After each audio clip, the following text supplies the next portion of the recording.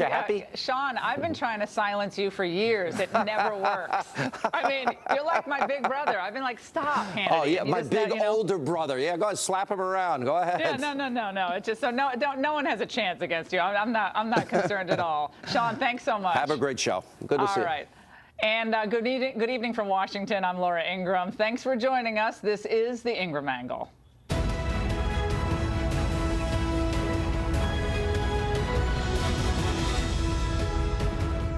Let's get right to our top story. Breaking news out of the Department of Justice about a possible special counsel investigation targeting Hillary Clinton. In a letter obtained by Fox News, we've learned that Attorney General Jeff Sessions is directing prosecutors to take a closer look at the 2010 sale of Uranium One to a Russian-backed company and the Clinton Foundation's alleged unlawful involvement in it. Clinton's alleged donations to the Clinton Foundation amounted to a quid pro quo for Hillary's State Department to sign off on the transaction, which gave Russia control of about 20% of America's uranium capacity.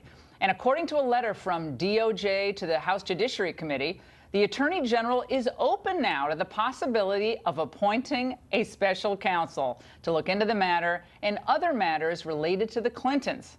And news comes ahead of Mr. Sessions' highly anticipated testimony tomorrow before the House Judiciary Committee. Joining us now exclusively for a reaction are two House Republicans who want a special counsel to investigate Mrs. Clinton, Congressman Jim Jordan of Ohio and Representative Matt Gaetz of Florida. Welcome to the show, gentlemen.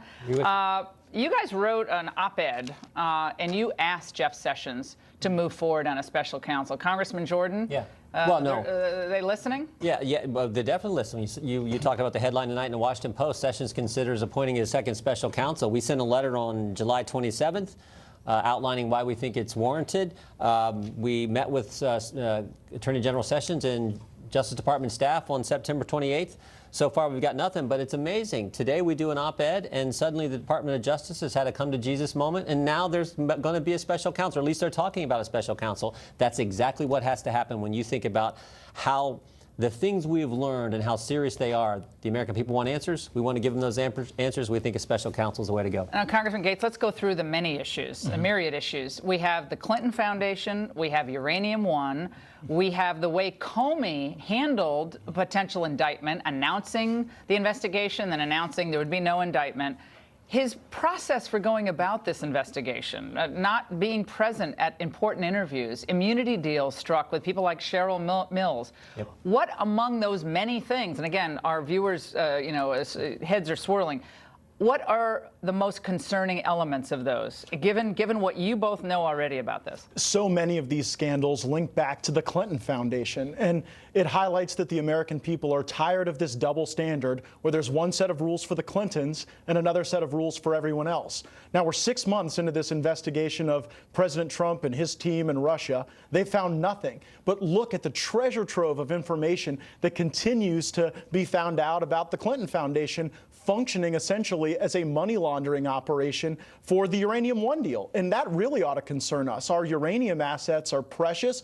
We're an importer of uranium. It's crazy to give Russia this access to our uranium assets, but you had the very people that are now investigating President Trump involved in approving this deal and then silencing the witness who was ready to tell us that bribes and kickbacks were contributing to undermining America's interests. It's crazy. We need a special counsel to go after the Clinton Foundation, and Robert Mueller and Rod Rosenstein are way too conflicted to proceed against the president. Now, Rosenstein would have to call for the special counsel, correct? Is that right? I'm not sure of that. We don't know the answer to that, but when we sent our letter, we sent it to both Attorney General Sessions and to Deputy Attorney General Rod Rosenstein. So we'll see what we do. This goes back to Sessions recusing himself from anything related to We don't know how far that goes. What we do know is stuff you brought up, Laura. James Comey called the Clinton investigation a matter, not an investigation. James Comey began drafting an exoneration letter prior to interviewing Secretary Clinton before the investigation was over. When he ultimately gets fired, which he should have been a long time ago, but when he's fired, what does he do?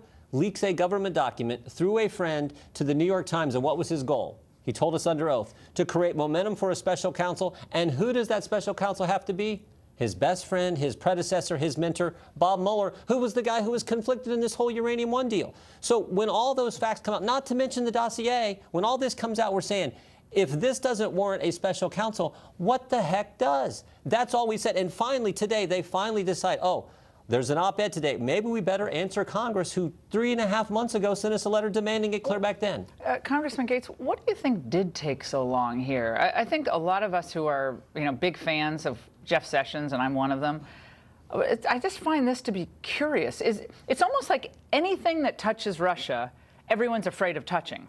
Because you think, oh, you're trying to cover up for, some phantom collusion. You're trying to skid the tracks for Trump.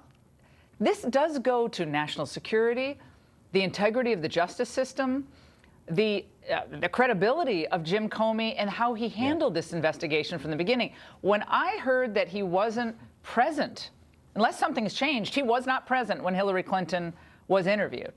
How can he not be present? How do they have no notes of that, no transcript of her testimony?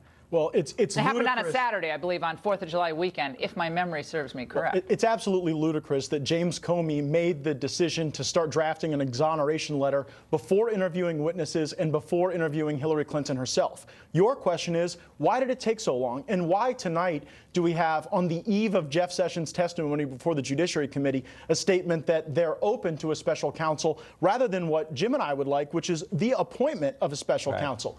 It all goes back to the Clinton Foundation. Jeff Sessions, in his testimony to the Senate, said he was recused on any matter that had any nexus to the Clinton Foundation. There was no legal obligation for Jeff Sessions to say that or do that, but he did.